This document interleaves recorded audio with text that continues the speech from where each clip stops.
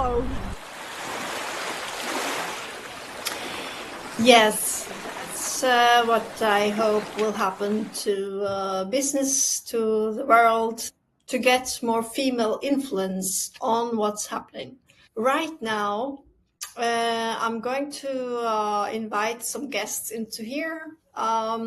Before that, I want to say the topic for this episode, self-determination, the pod series called Feminine Leadership Philosophy.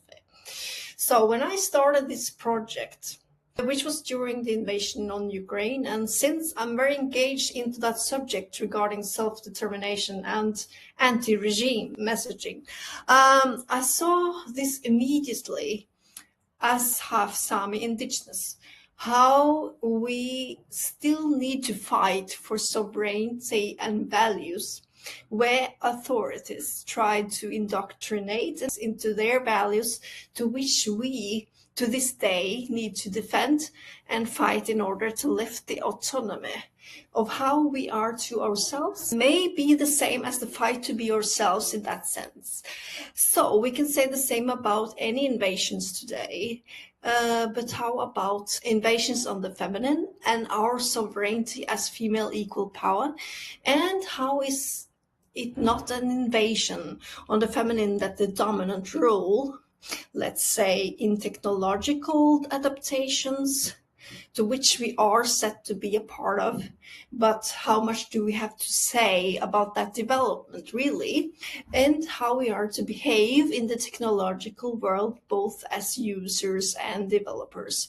And when feminine representation, as in this business and development of these technologies, are not telling truthfully our own stories, sovereign story, and what is the same sense of invasion on countries, not being able to self-determine what's the landscape going to be and how are we going to use it.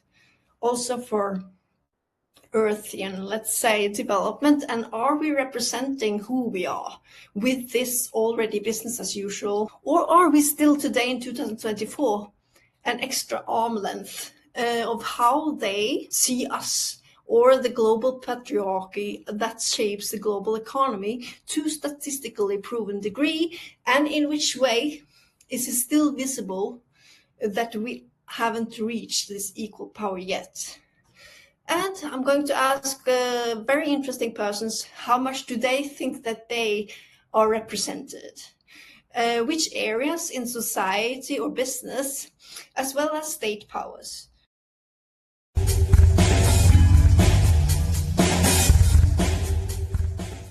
What's your name and what are you doing? My name is Iro Mich. Iro is the Greek name. Originally, I'm an architect, so this is my studies, my main studies. I do a lot of stuff to survive. I have been a manager of, I started my career as a manager of our family company. Right. In construction. Oh, yeah. Yeah, hard. It's very male-dominated. It is. This is what I was thinking before when you sent me the topic. I was the female manager, so my father was the owner. Our co-workers were females, most of them, actually. Oh, that's cool. But they were mostly in administrative parts of the job, you know. Yeah. The males were out in the streets. All right. And the women were doing the dirty job, you know.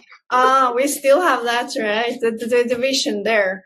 But that's like very traditional. I have a lot of friends, they own small businesses, small tourist businesses. And to tell you the truth is, it is female run there. So a lot of my female friends, they own and they manage their own companies, and they're doing really well there. Men are, they work in the sea. They are captains, you know, they work with ships and so.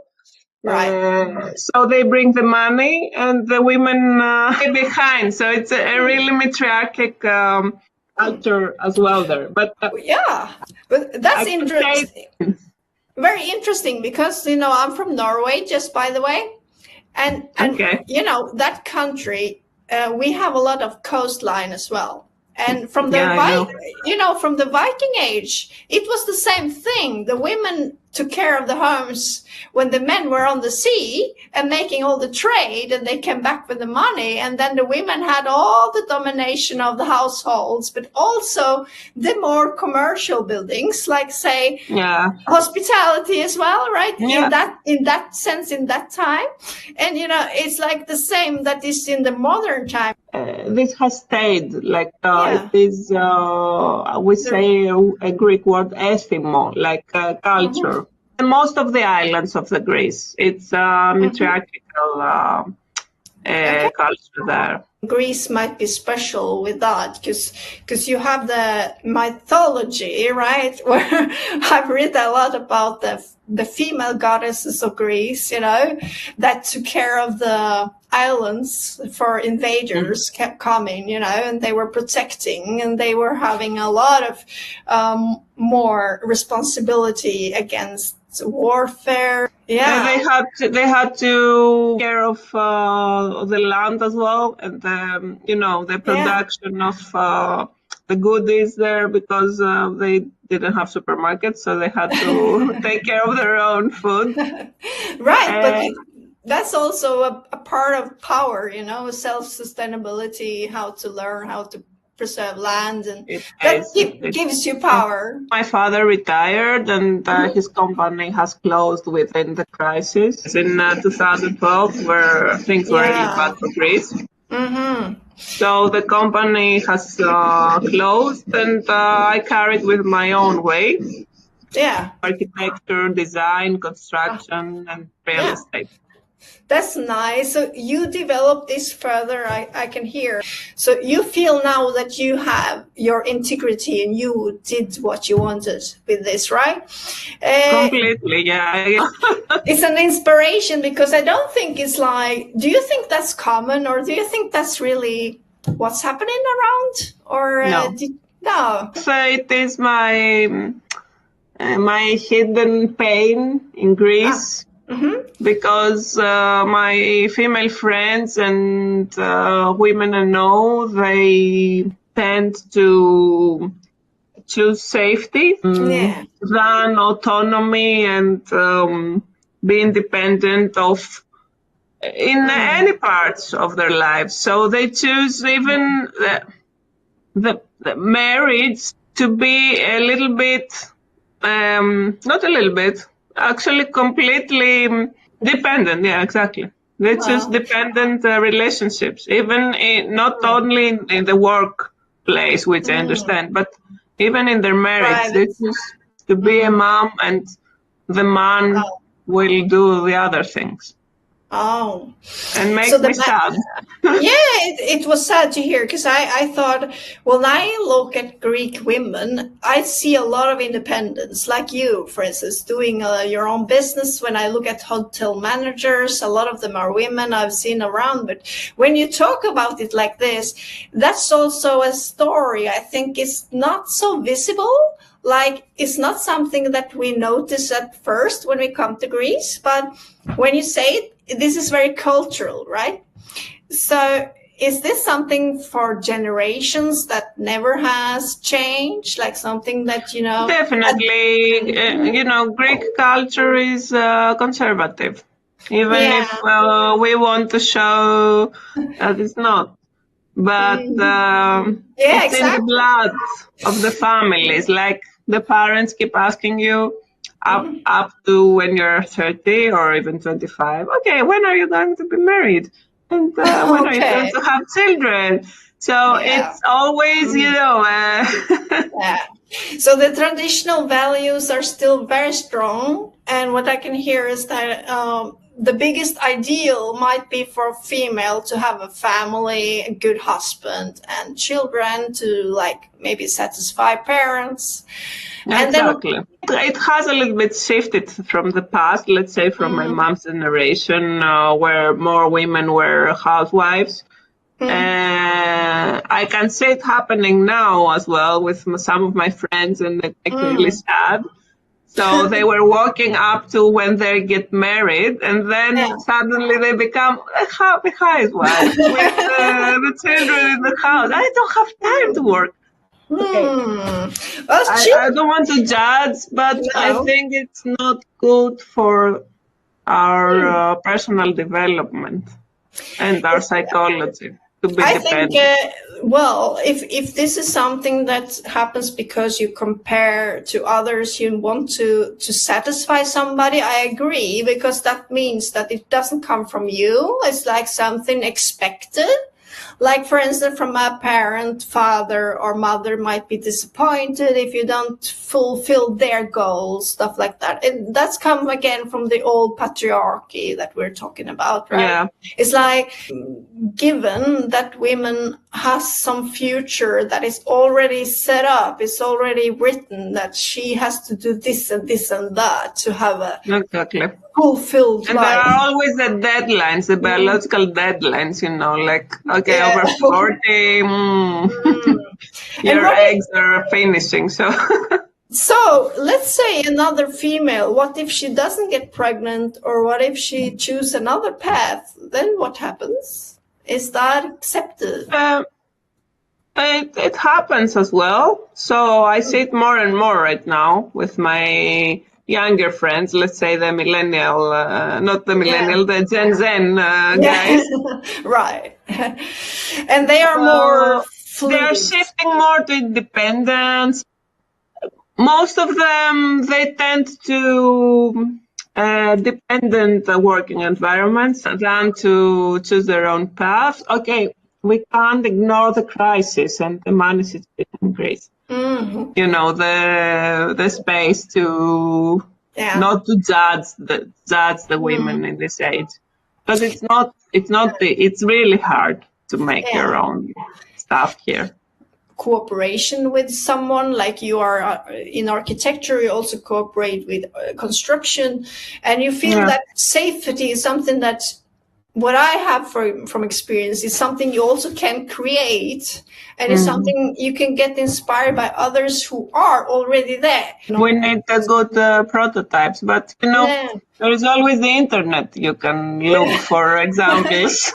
A little bit with Greece is also that when you have an economic crisis, because we didn't go through all those things you did, then of course it has an impact for all the social life, because it makes you, you are more afraid, actually. Yeah, you've been into this experience of not knowing what tomorrow will bring. When you started with your own business, did you feel a relief or freedom to be who you are and do what you wanted to do? Definitely. Definitely. Was that something that you felt you needed permission to do? Or was that something from yourself? Now I'm ready. I needed a little bit of capital, to tell you the truth, because I know in my work things are really up and down. So it's not every month a good month. And jump through the fence. And thank for my parents, I have a house, I own a house, so I don't have to pay rent. So this was my starting point. And since I was a kid, my father was the prototype for me, for my job,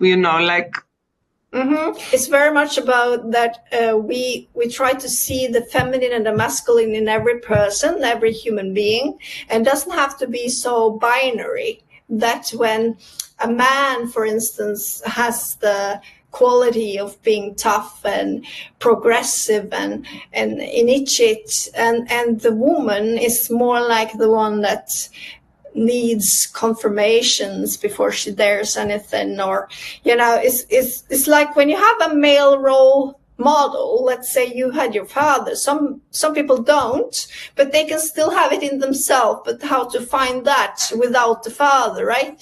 And then it's how much we still are from family as a core, and how we then bloom and kind of free yourself from this. It's definitely dependent on the family roles we get as children, I think. Because I was the powerful kid. When you compare me with my brother, I was always the strong, the tough guy. So maybe this works this way. It helps to have brothers as well. I have brothers. I just got a sister, but I always had brothers. It makes me also one of them, like you, right? Yeah. And I think that, we picture ourselves with more than what we think. We picture ourselves with society the whole time. So this is also part of philosophy, that society has this and this image of the woman, and we're not aware how much we perceive of these signals all the time in commercials, TV. It's really true what you're saying, and it needs to be to have built your own personality so tough that you are not so much doesn't get into you, you know, like you have a wall. It's like every day you get bombarded with this Barbie symbol. Right. And like in Greece especially, because we are from different cultures, that's very interesting too. There are so many beauty shops in Greece. It must be the most in the world. It's all about nails and hair. That's true. Every corner has one. That's true. That's true. And it's sad in a way because, it's good to take care of yourself.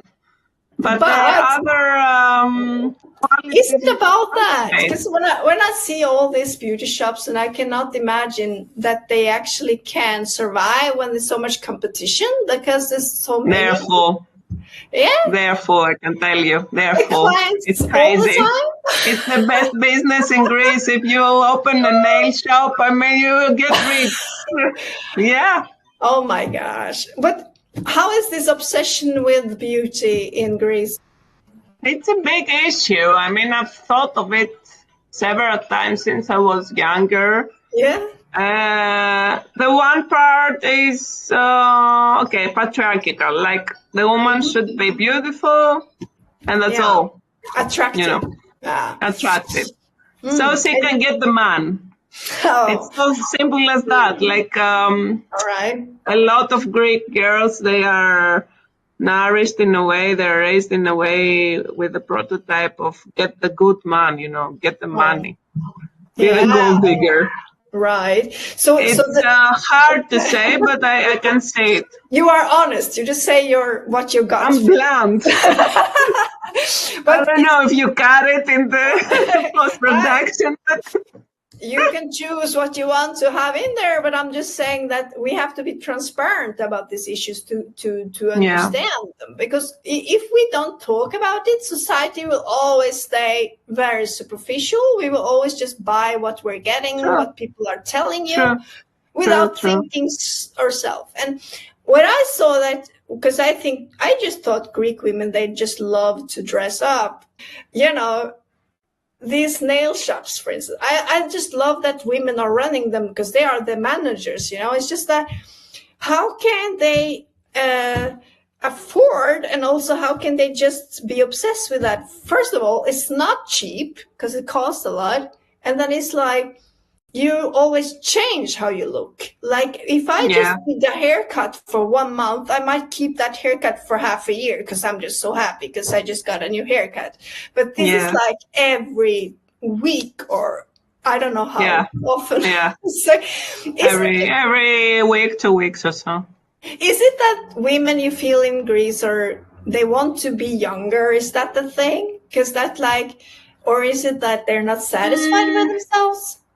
I think they are not satisfied with themselves. I think they are not getting enough validation from their work. And their hobbies. And it's underdeveloped. Like, if you ask, like, say, a Greek woman, or even in my mom's generation, they don't have hobbies.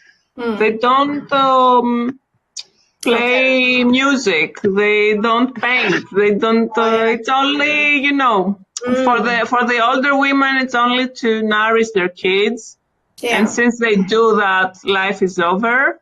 Since the kids are when you, enough. yeah, because I think about when you are having so much passion in your work, it has to come from you, because then it's like, if you don't find your own passion, how can you bring it to the workplace?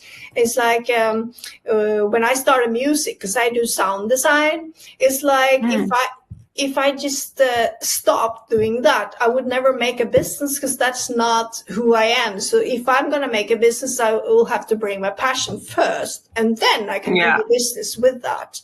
Definitely. And that might be the male brain, but that's the why I'm talking about what you were saying about yourself, that you feel that you've always been the male kid in the family. I think it's very feminine. It's just that we haven't found that females can be passionate, because we've been told that females are not passionate. They are, like you said, attractive, and they're supposed to be looked at instead of looking, instead of being the active participant, and being the one that constructs things, the one that designs, architecture.